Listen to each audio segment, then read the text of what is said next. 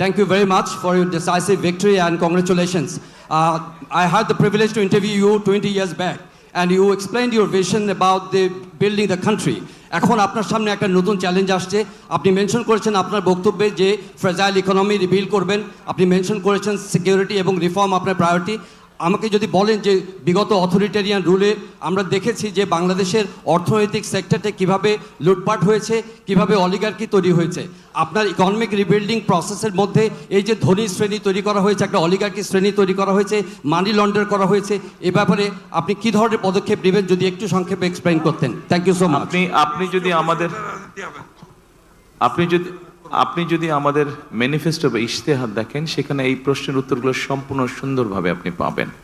আমরা প্রথমেই বলেছি যে ওখানে একটা শব্দ আমরা বলেছি গণতান্ত্রিক অর্থনীতি, অর্থাৎ আমরা এমন একটা ইকোনমি ইন্ট্রোডিউস করতে চাই যেখানে সবাই সবার যোগ্যতা এবং মেধার ভিত্তিতে সবাই সবার মতন করে ব্যবসা বাণিজ্য সবকিছু করতে পারবে। কোনো একটা বিশেষ মহলকে আমরা সুযোগ দিতে চাই না, তাতে কোনো লং টার্মে ভালো না।